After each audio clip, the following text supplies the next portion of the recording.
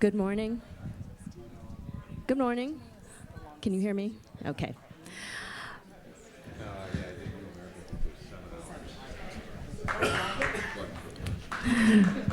Thank you. My name is Kim Yutani, and I'm a senior programmer here with the festival. Welcome to the 2018 Sundance Film Festival. Welcome to today's Cinema Café. We have two very special guests with us. They almost need no introduction, but I will introduce them nonetheless. They are master documentary filmmakers, and I want to thank them both for taking time out of their schedules to be here with us today. We have Lauren Greenfield, who's filmed Generation Wealth as in documentary premieres. Please welcome Lauren.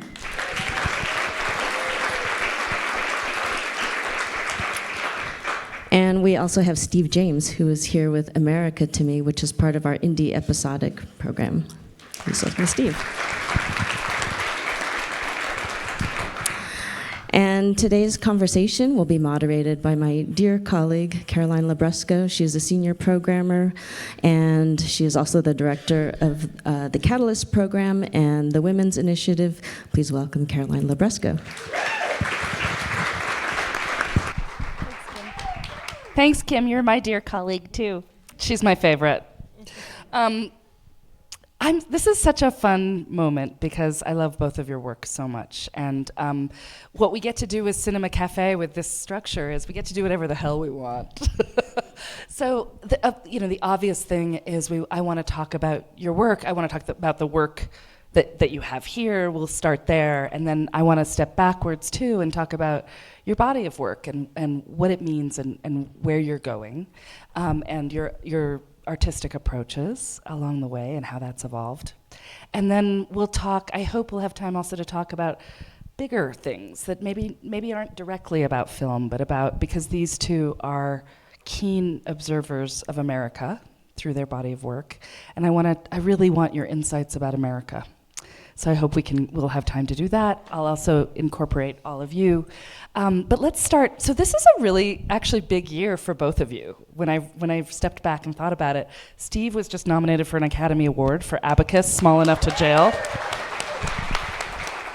He's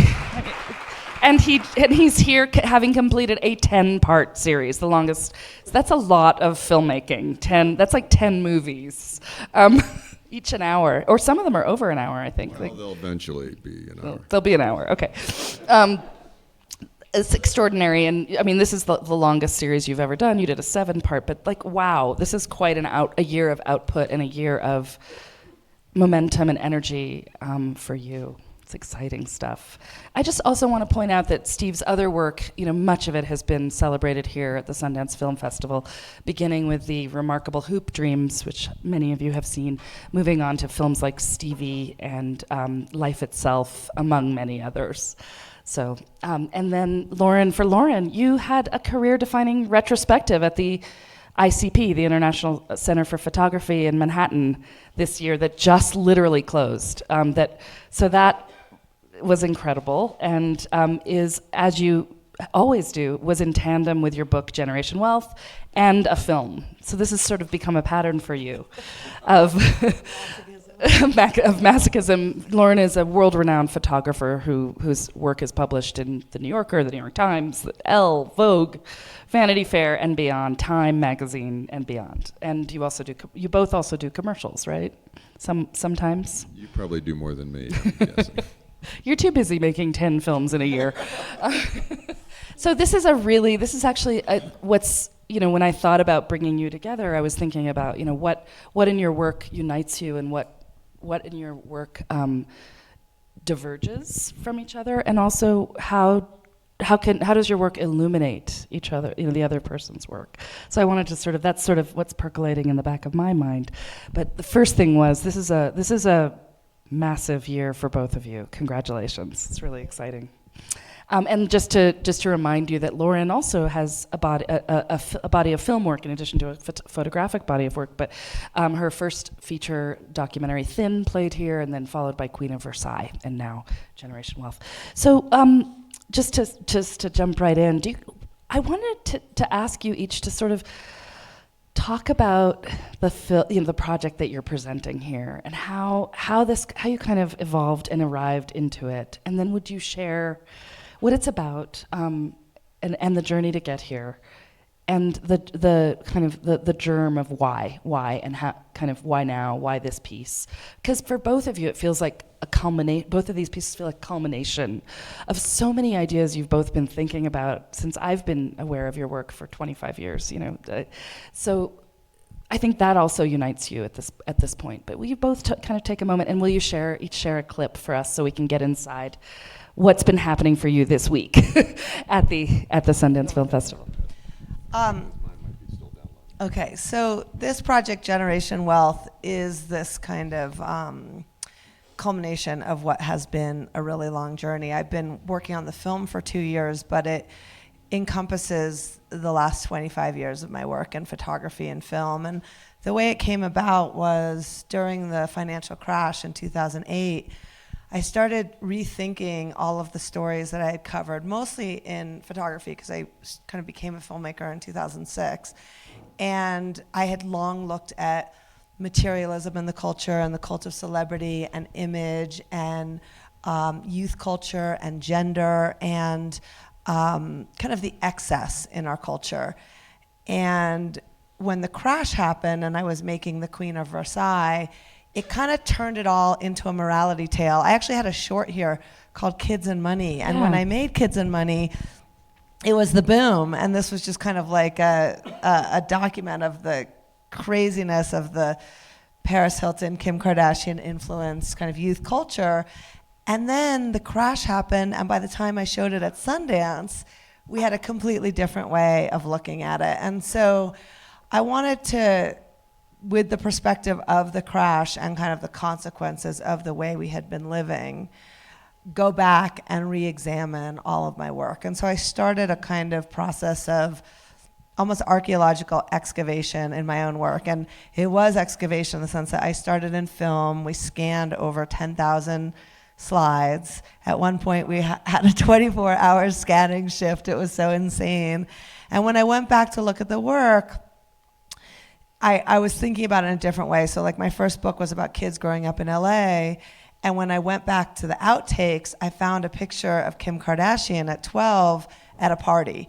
And she was somebody who was unremarkable when I was first editing the book and wasn't in it, but had become such an important kind of cultural touchstone for my work for a lot of reasons, both from kind of the aspirational side of everybody wanting to be a millionaire, to the fact that she was a mainstream star who started with a sex tape, to the fact that their family became kind of this mode of comparison for everybody from seeing them on TV. And so thinking like that, I just started going back through and also began to film some of my subjects that I had covered over the years. And so some of the kids that I had started with in the 90s were now in their 40s and were parents. And when I started, I was out of college, but I looked very young. I almost passed for high school. I was photographing high school. But then as I kind of had different life cycles, I started looking at aging. I became a parent. I was seeing things more from the parents' point of view than the kids. And so in a lot of ways, this was kind of a like growing up movie for me. And I guess that inspired me, or it kind of became natural along the way, to also look at myself first as a storyteller and how the work evolved, but eventually as a person and as a mother and as a daughter. And you place yourself in the film for the first time. When you embarked on the project, did you have some sense of what the project would look like or what it would be about? Or was it a discovery that happened along the way, and when you finished editing, you finally knew what it was about? It was a total discovery, and in a weird way, because this was more of a constructed film, that was the cinema verite element. I always like to really have like a decisive moment, the kind of verite, spontaneity, like when in The Queen of Versailles they hit hard times. That was kind of the magic of the movie, and I never plan in advance. It's just, it makes it really hard for me to pitch and sell films because I never know what they're gonna become, but that's like really what I live for. And I think that was the unexpected part in this journey, was thinking about myself in it and including myself, and also the scary part. It's funny, Kim introduced this as master filmmakers. I completely feel like a beginning filmmaker, and feel very lucky that I've gotten to do the labs and have advisors here, and especially in this film, I had never made anything like this before. And the same in It's really an Greenfield. essay. It's an essay film, and those are really hard, right? Yeah, but you did manage to find verite storytelling within it. And the character stories really evolved, and that was important to me because I do think it's intense and heavy, and maybe more didactic than is my style, to stay in the essay form. And so I really tried to have this be also character driven and have their stories complete the essay. And I actually interviewed a bunch of experts who all ended up on the cutting room floor, with the exception of Chris Hedges, his voice was so unique, I needed to keep it in. But in the end, I really wanted it to be first person, which is kind of how my work has always been. Do you want to? Oh, go ahead. Well, no. Should we look at? Do you want to look at? Oh, and then move on? okay. I don't know. Is that- Do you want to look at your clip? Then we'll talk about America to Me and look at your clip. Yeah. Okay. I forgot to say one important thing in the evolution, which is that I didn't start this as a film. I started going through, and I was explaining about the scanning, and I didn't complete that thought. I was making a book, and then at a certain point decided to make a film. Have all your films started as books and then gone to film? No, Thin was a Thin film. was first a film and then it was a book. Great. All right. Let's take a look at Generation Wealth.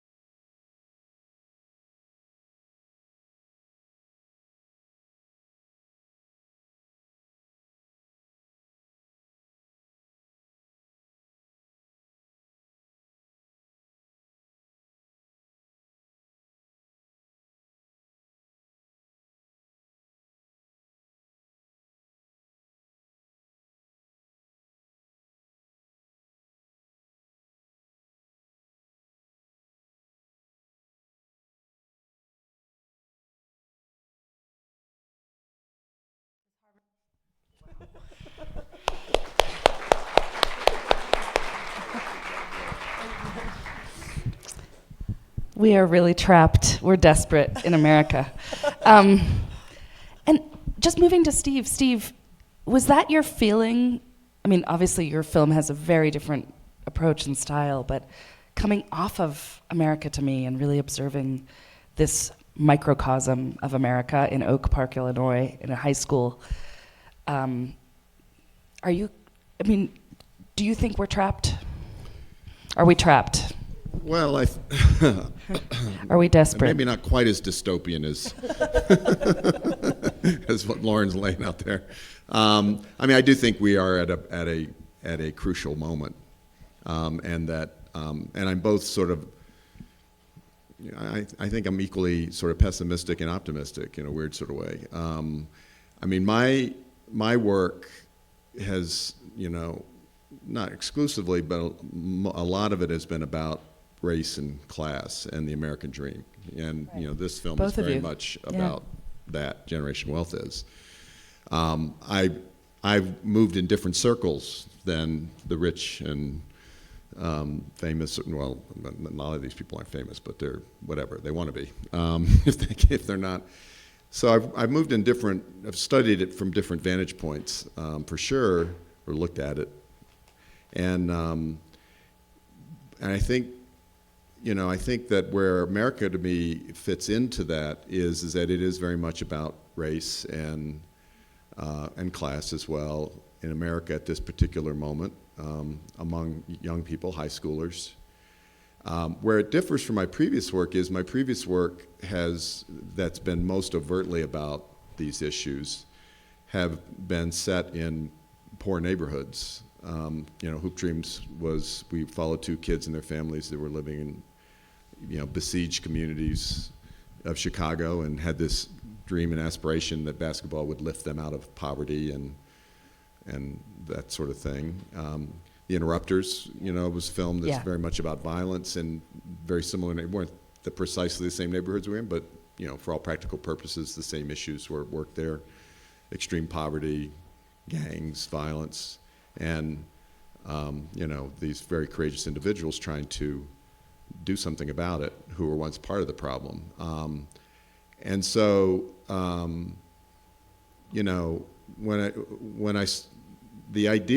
had the idea to want to do a film set in the high school in Oak Park, which is where we live, which is a very liberal, old suburb of Chicago, right on the western border. Chicago's long and skinny, and it's the first due west, right smack in the middle of the city. It's where Ernest Hemingway was born. It's where Frank Lloyd Wright had his studio and built 25 homes. And it has this tremendously interesting history of having resisted white flight and integrated rationally. And so it transformed from being a heavily all-white Republican suburb many years ago to a very, very liberal, diverse suburb that it is today. And suburb is kind of a misnomer in this case because it really is like part of the city. And it's one of the reasons why we wanted to live there, was because of its politics and diversity. And that's the reason a lot of white people move there, and it's also a reason a lot of black people move there, because it also has a public school system that is extremely well funded, and for black families, the alternative being the Chicago public school system, which is, oftentimes and today is in a miserable state. So I had this idea about 10 years ago, gee, it'd be really interesting to do a film in the high school here, because despite its liberal community, despite its diversity, despite its funding, well-funded and big high school, the community has been failing its black students for decades, and then they've been wrestling with this and wringing their hands over it. And I thought it would be really interesting to go into a place like that. I happened to mention it in an interview in the local Oak Park paper, and a teacher from the school, John Condney, who had actually been two of my son's instructors in the media class there, he reached out to me and he said, I think you could actually do this, because in the article I said there's no way I'd be able to do this because the school would never want us in there. Mm-hmm. He reached out to me and said, I think there's a way to do this, because it would be the school board that would decide it, not the school. And so that began a process with me and John of that eventually culminated in us presenting it to the school board and the school board voting over the objection of the school district superintendent and principal to let us in for a year. So that's what we did. But when I first had the idea, and to the point in time when I made it, when we actually made it, another factor really entered into this that for me is very much of the moment of where we are right now, which is that, at least for me as a filmmaker and for many of us who have done films in communities of color, we often are doing films in poor communities. We're telling stories of extreme deprivation or violence. And I really felt it was important for me as a filmmaker to try and tell different kinds of stories.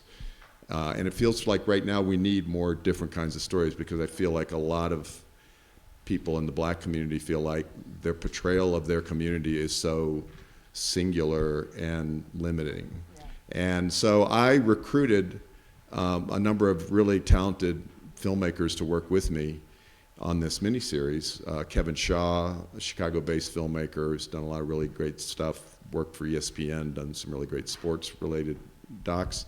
Rebecca Parrish, who did Radical Grace, a really wonderful film. And then Bing Liu, whose first film is here at the festival, Minding the Gap, which if you haven't seen it, you absolutely must see it.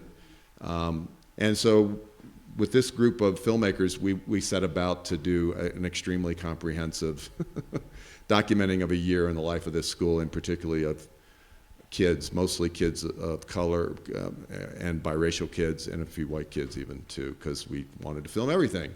So maybe I show. Yeah. So there's two clips here. I think the first one to show would be the short one, the 30-some second one. But let me just set it up to say that the style of this film is largely observational, but not exclusively so, because I wanted it to plunge you into the life of these kids' lives and the school, and in that way. But then I also want the series to have moments of being really analytical about the realities of race and the way it plays out in a place that thinks of itself as being, and is in many ways, a very liberal and progressive place. So I think this first scene is interesting for that. You're just going to see a portion of it that kind of gets at some of the things that, the kind of microaggressions, if you will, that Black students go through, but they deal with. It's interesting. And then the scene that will follow, which I think you can just follow after, it doesn't follow that in the sequence, is I'm just going to show you a portion of the first football game of the season, where there's a bit of this sort of dissection of the situation in this school.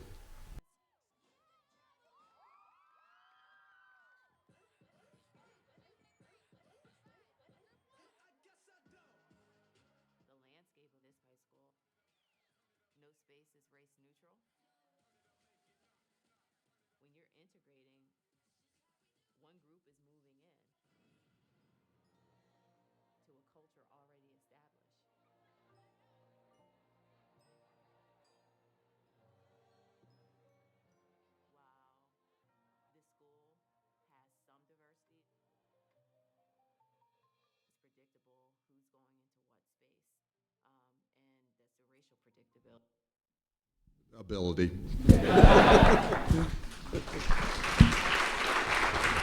I mean, I'm going to jump into having seen both these clips, I really feel like these guys, both of these people, have observed so deeply where we are broken as a society.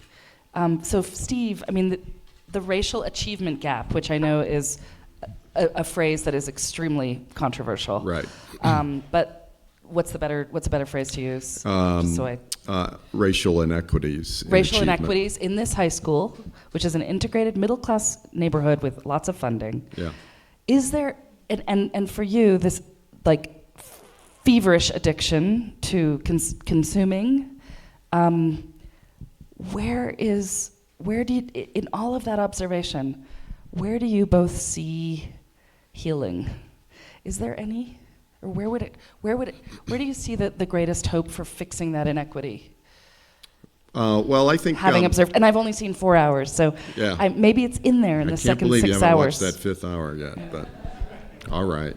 Um, you know, I mean, the part that makes me pessimistic about the state of race relations in this country is that you know, here we are, we have a president who, you know, hope there aren't any Republicans here who will be offended, who seems clearly to be racist and overtly so, and we have a kind of rebirth, if you will, of right-wing sort of pride in just laying it all out there, you know. You know, whereas most racism that goes on in this country is more subtle than that, and to say to someone you have racist attitudes, and particularly in a place like Oak Park, they would be quite offended for you to say that. And yet there was all those incredible scenes with the physics teacher and his African American woman student, Yes. who's telling him he wants to do good. He wants to overcome the racial Right. inequities by talking about it, by being conscious, By touching her hair. by you know. touching her hair, Yeah, and she which- says, Yeah, you're doing no, it he's- wrong." yeah. Is that a place of hope? Well, no. Is that a place of hope so or what not? what I was going to say is that if you see the series, it's sort of like he thinks of himself as an extremely conscious person. His parents were radical activists, and so, but he is, you know, he does not completely understand. He thinks that what works for a black young man, like one of the kids we follow, Charles, it works for Charles. He thinks it's that thing that white people will tend to do, where they will think that all black people are the same. So, like, if I can connect with Charles doing all this, my Joking and all the kind of crazy stuff I do, then why doesn't it work for Jada? What's wrong with Jada? You know, not like what's wrong with me. So there's that. But I think the part that, you know, when you see him in the film, I don't know that he will make you hopeful in the way that but I think that what I find hopeful is that it seems to me that the depth of the conversation around race, and even terms like white privilege, which a couple of years ago, I think the only place you would encounter the term white privilege would be in academic journals and critical race theory. I think that's true. Right? Now it's And microaggression, like we all now have that in our vocabulary. right. So there's a much Unconscious more, bias. Yeah, there's much more awareness, and people are talking about it's not enough to be not racist, you need to be anti-racist. You know, there's lots going on in the culture that's becoming very overt in terms of this, and I think I see hope in that. I don't think just talking about it though is going to solve it.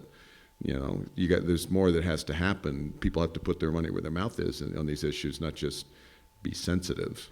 But And you were, you know, your America to Me is a portrait of a cornerstone American institution, the high school. And you are showing us how broken that system structurally is. And that's where I get really challenged about, because I know that we have to change systems and structures from the ground up. And I don't know how, I'm just wondering, as keen observers of these systems and structural forces in America, do you see a way to dismantle and rebuild? I mean, I think consciousness is a huge part, and I love in that scene, it's such a great scene to see the sociology of the football field, and I love the teacher who said, I never really thought about that side was black, and they just seem comfortable, and I think that is where the hope comes in for me, is those moments of waking up where you realize it's not just somebody sitting over there and somebody sitting over there, but it actually has meaning. And I think one thing that we have in common is we've both documented a lot of youth, and one of the things that I love about interviewing and photographing and videotaping young people is they're much more honest and transparent in voicing what they see around them, and also in reflecting the adult culture with all its problems too, that they kind of don't hide it in political correctness or in, you know, layers of thinking about how they're gonna sound or appear. And so it's often a way to take the temperature and see what's going on. And what I try to do in my work is kind of deconstruct the culture and connect the dots of the things that we take for granted all the time. So like, as a parent, your kid wants a midriff, your daughter wants a midriff t-shirt and a super sexy, super short skirt, and everybody's wearing that. And when you buy that, which most parents do to kind of have their kids fit in, how are you being complicit in that process? And so I try to kind of show the connection between when a little girl wants to wear something sexy and a little girl realizes that her value comes from her body to what an adult woman might do. So I feel like where I found the hope and Generation Wealth, it does get a little more hopeful. That's a really dark part of the film.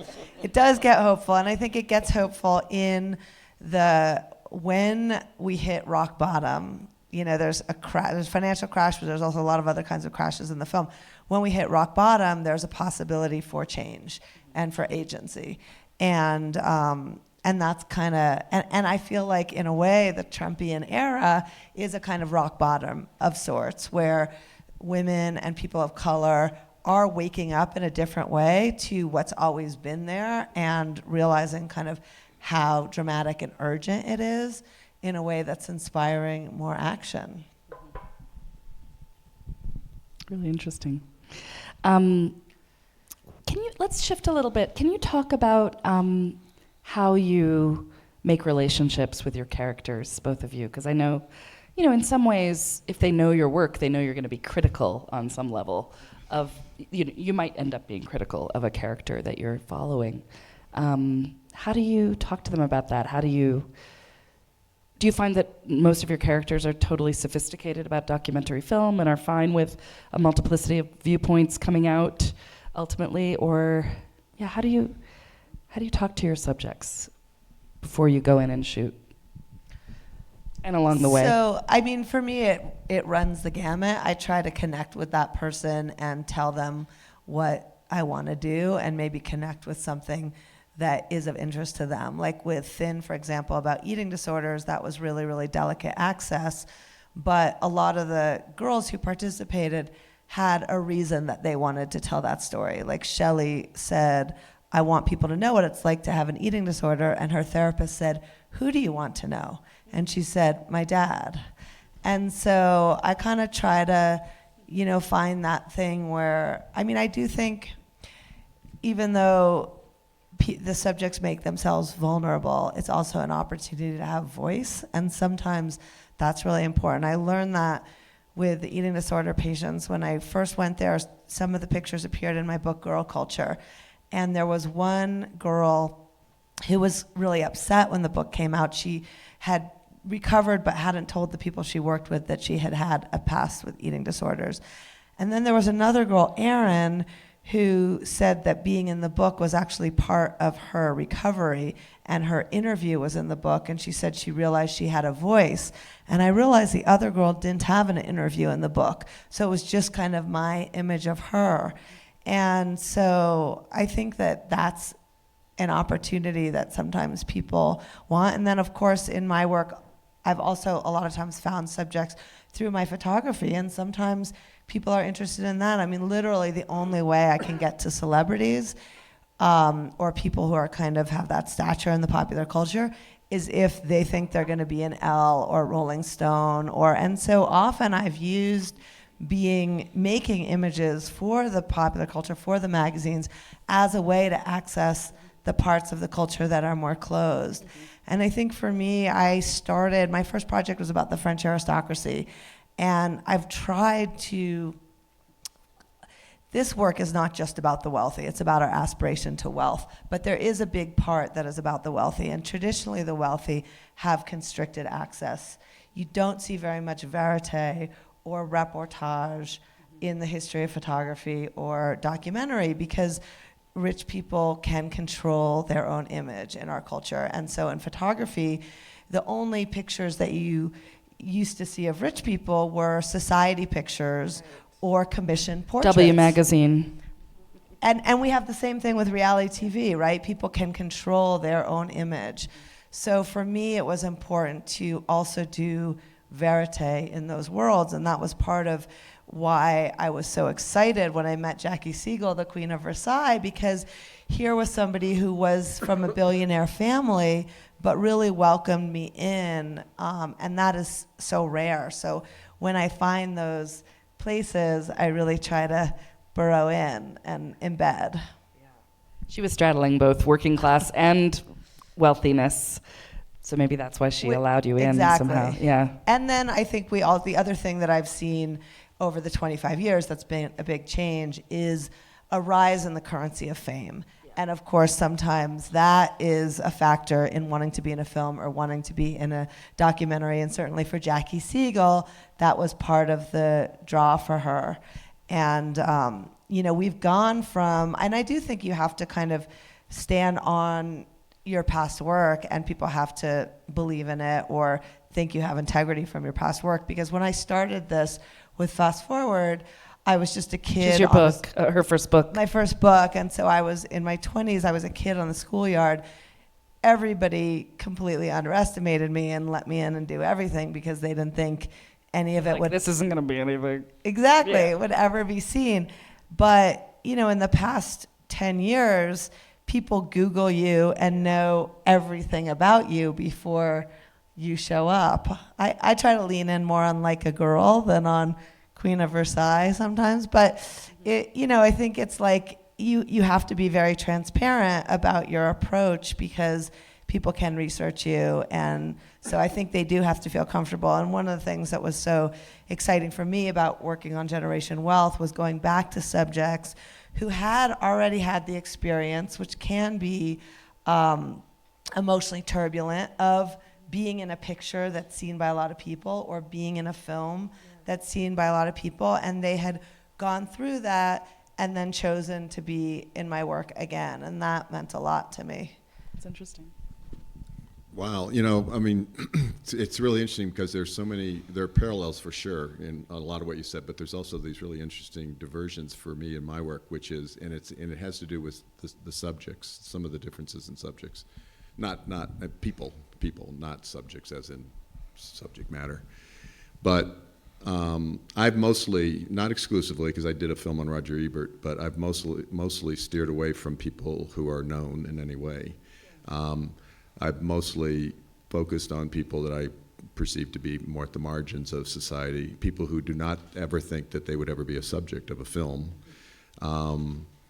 I've almost resisted, my antenna go up when I feel like a person's desire to be in the film more to do with a kind of hope for fame, which is not to say a lot. I mean, it's inescapable, like you were saying. It's like even people who never thought they'd be the subject of the film, once you approach them and you say, "I want to make a film about you," there is in all our hearts a little bit of like, oh, like I might be worthy of that, and that's one of the hurdles I have to get past is that they then start to act in different ways in the first part of the process because they think I've selected them for some big reason, and so they try to live up to that big reason, whatever it might be.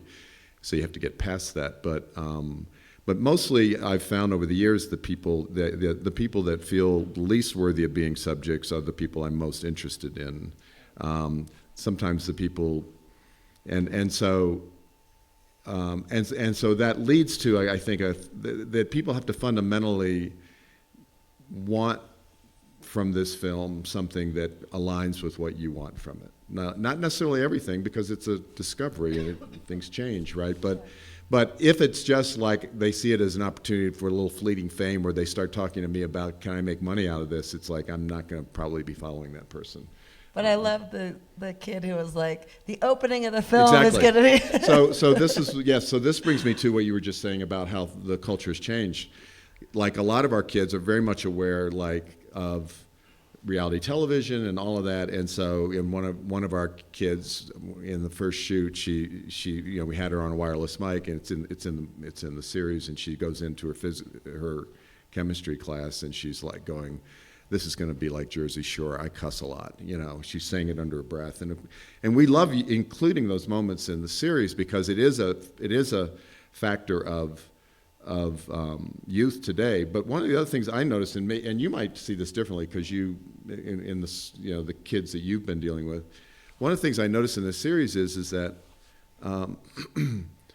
because of social media and because things live forever on the internet, there was more, we encountered far more reticence to open up about certain things or see certain aspects of their lives, partying and things like that, especially if kids are thinking college and all that, because there's such a fear that it may come back to haunt them in terms of things like going to college or scholarships or things like that. And we weren't that interested in that aspect of their lives anyway, so it was fine, but I've noticed I didn't encounter that kind of concern in the past. Once you were in, you were in. And even boyfriend, girlfriend, or girlfriend, whatever, it's different now. There was more concern, reserve, wanting to keep a certain part of their lives completely in their control instead of sort of letting you in. I'll just say two other things real quick. One is, I find that it works best in terms of building those relationships and intimacy. The two things at work is, one is the more your subjects feel they are in control of this process, that they haven't given up their control to you, the more they're willing to essentially give up and be open with you, because they don't feel powerless in that relationship between you and them. And then the other thing is that all How do you give them that control? That sense of control? I share it, let's say. Well, one of the things I do is I make it clear that before the film is ever completed, you're going to get a chance to see it, and we'll talk about it. And if there are things in there that you feel strongly are wrong, let's talk about it. I cannot promise you that I will take things out, because it is journalism after all, and I can't give up that control. But I tell them that I will listen, and and it's true, and I have taken things out. I have changed things as a result of that process. So that gives them some measure of agency. I think it's important to give your subjects a kind of agency in this process, and that trust can pay off. I've also not shot things that I desperately wanted to shoot because they just didn't want me to shoot it, and I didn't. I pushed a little, and then I backed away and then let it go, and they appreciated that. It all has worked out, I think, for me for the most part in that way, and I also don't make a big deal of what we're making. And you're right, people can look you up now and know what you've made, and they might start to think, oh, this could be a big deal.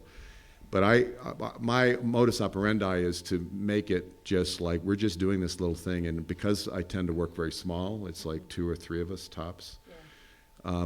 We treat it as like no big deal. Like my whole MO, and it's like it's no big. I don't know what's going to happen, and I don't know what's going to happen to this. I have no idea. This may go nowhere. The Oscar nomination might out you. My God. But I do a similar thing with Thin, which was probably the most delicate access that I've ever done. We told the people who had agreed, first of all, anybody in the clinic could decide to participate or not participate. And then if you participated, you could say at any point, I don't want to be filmed right now. And then even beyond that, because it was a therapeutic process that people were going through, sometimes all of a sudden something new would come up and they would say, I don't want my job in the film, or I don't want my kids mentioned in the film. Yeah. And we would need to work with that. And there was one of the main characters had a background of sexual trauma, and I kind of felt like in the film that was going to come out eventually and be kind of related to the origin of her eating disorder. And it did eventually come out in a therapeutic session. I was kind of waiting for that. And at a certain point, I realized she really did not want that in the film, and neither did her mother. And so at one point, her therapist said to her, I feel like there's something so awful, so dark in your past that you don't even want to talk with me about it. And that you don't want to talk about it. And she said, yeah, that's true. So why should I tell you? And I left that in the film to kind of say, why should I tell the audience? We know something terrible has happened to everybody. Yeah. Why do they have to give the details in the film? Right. Yeah, the audience doesn't have a right to everything. That's right. And like in The Interrupters, the 3 subjects we followed, we give you a very vague background on their criminal past, but there were things in their criminal past they did not want in this film for a lot of reasons, for personal, just because they felt so terrible about it, and also because there could be criminal implication. I mean, there could be prosecutional, implications for it. But I think the other thing, and you just touched on it, is that the best kind of thing for me in the filmmaking process as it relates to the people you're following is for them to get something from this too, and we know what we get. We get a film, and we get to go to film festivals and do all this kind of stuff. But it's for them to have a kind of therapeutic experience from the making of the film itself. I always think about that film Born into Brothels, which won the Academy Award, which when the kids were given their own cameras through which to look through the lens, they could see their world in a different way, and it gave them power. There's so much more I want to talk about. Among the topics were your artistic influences, where this all began for you, and your overall body of work, and where you are going with it. If there is some grand plan or design, I was hoping we could stop there. I mean, I could ask you that and then go to the audience. I know I'm over, but there's just so much. Can I have five or 10 extra minutes? We started a little bit late. Who's in charge? Okay, I'm going to take charge. Okay.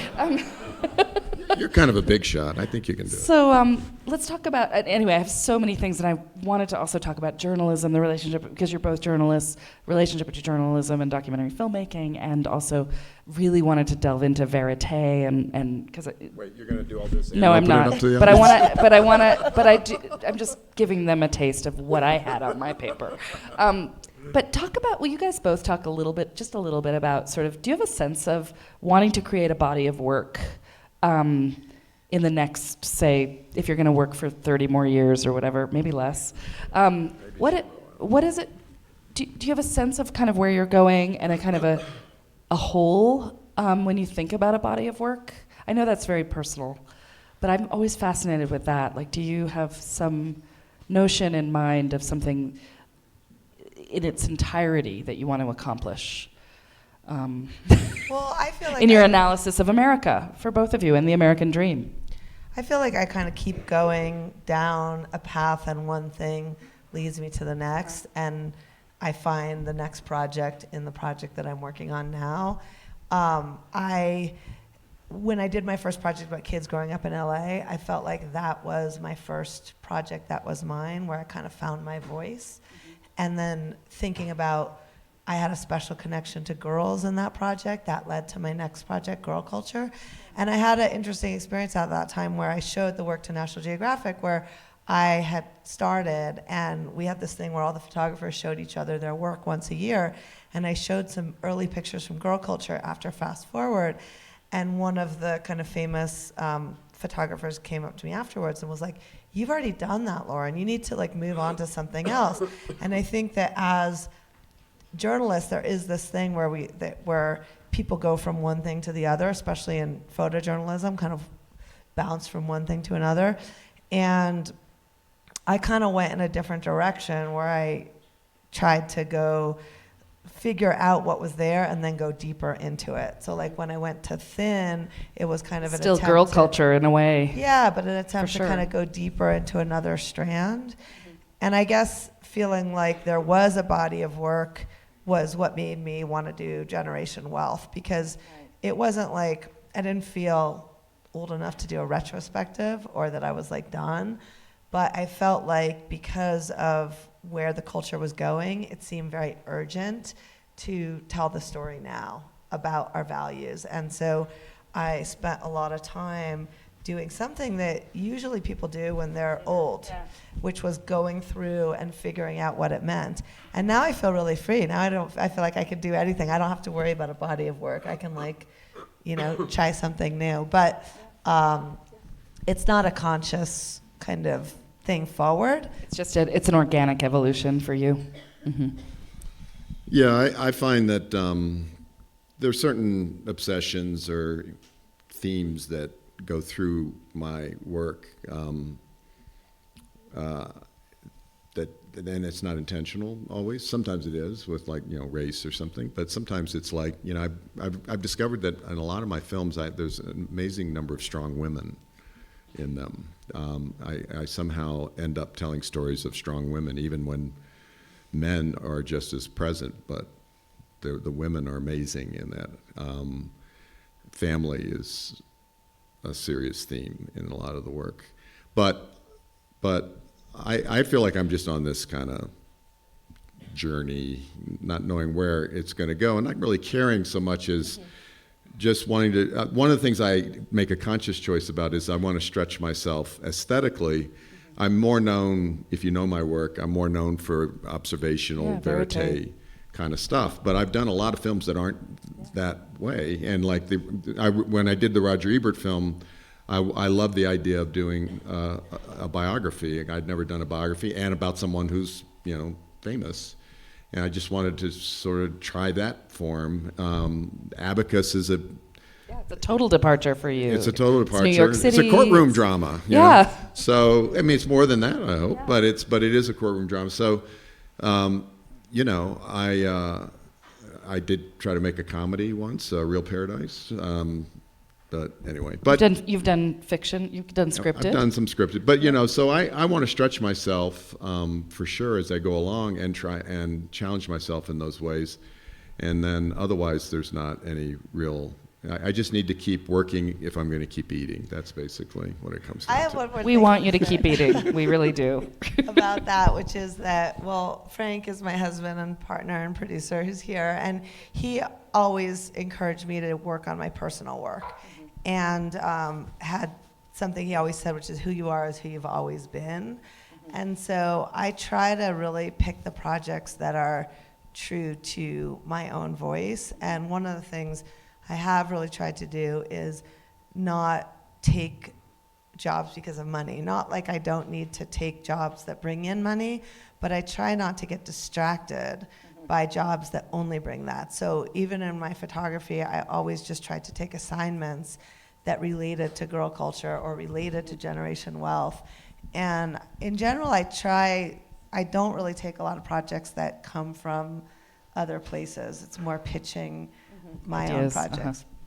I've been trying to sell out for years, but nobody's buying. God damn it. God damn it. Well, it's funny when you bring up Frank.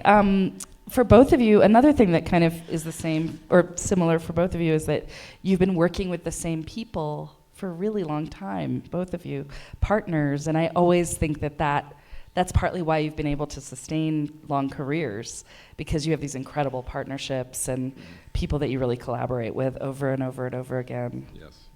I'm sorry, I used one of his editors on my last That's film. right. Yeah. Pillaged and pilfered.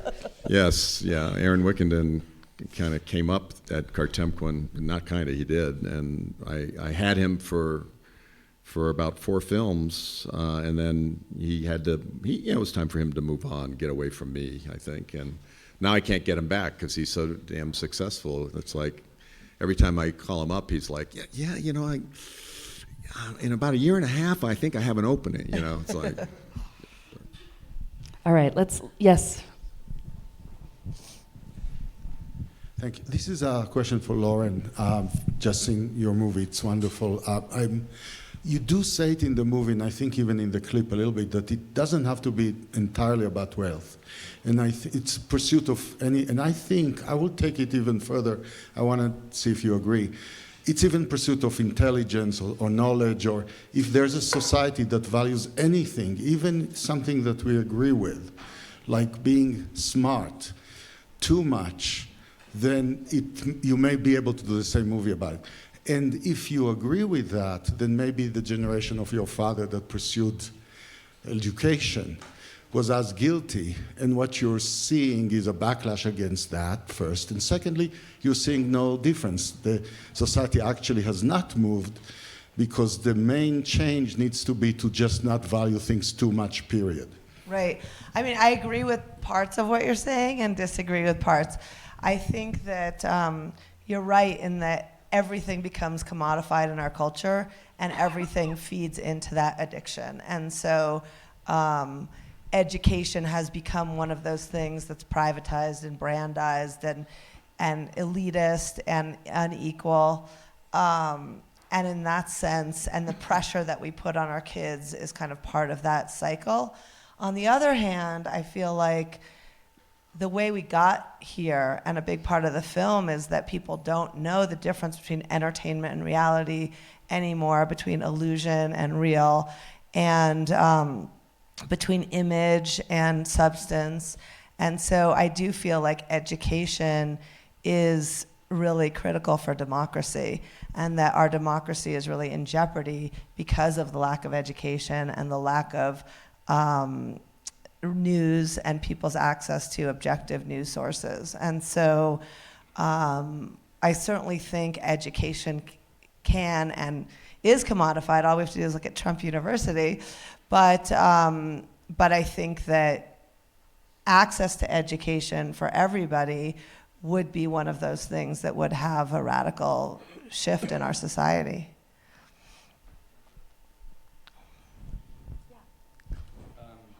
So I love your film. So I've been watching it for a long time. Sorry, I'm not allowed to speak. Okay. So I love your work, and I've been watching it for a long time. Actually, Hoop Dreams made me want to be a doc filmmaker. Me too, yeah. Yeah, I think a lot of people. I'm sure a lot of people would say the same thing in here.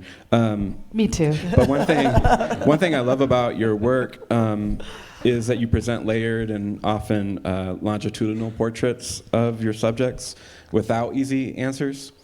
And so I'm wondering, what advice can you offer to young doc filmmakers who want to work in the same tradition but struggle with funding? Well, I see. I was just about to ask for a kickback for those that were inspired by Hoop. No. These are dark days. 'Cause we all got to eat. I don't know. I mean, this is a great time to make films because the means of production are so much more accessible than ever. And I think between fiction and narrative, it's easier to go get a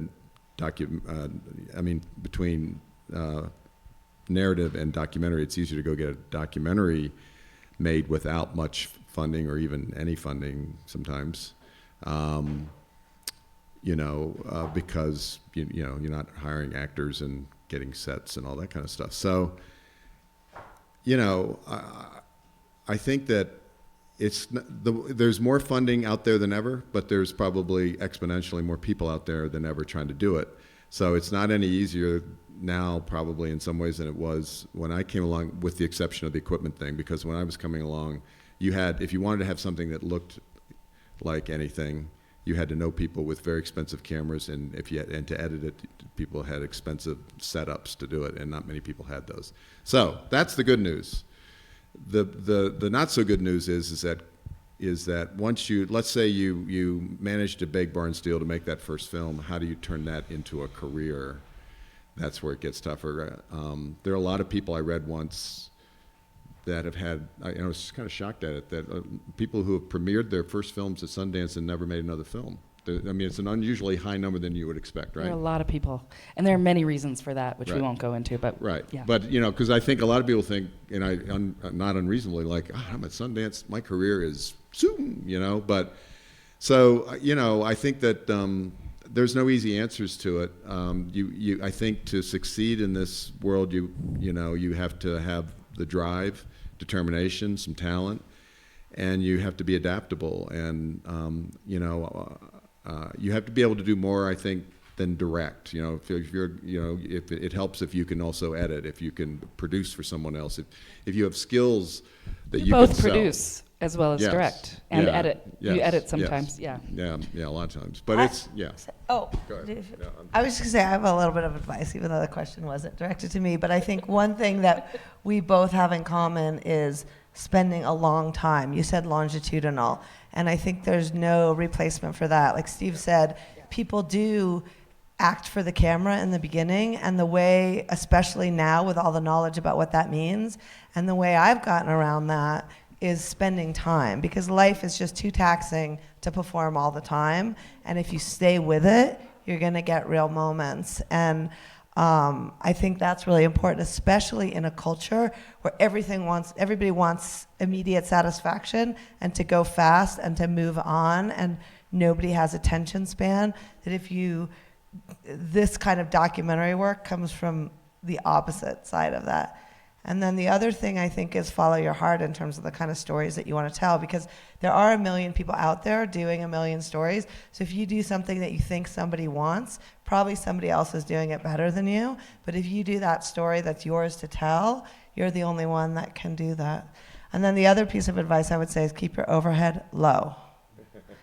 There's a lot of dry points between projects. In fact, sometimes my best work has been when I had no jobs because I could just kind of do my own work. And there weren't, sometimes success is not the best thing for an artist because then people are constantly asking you to do things.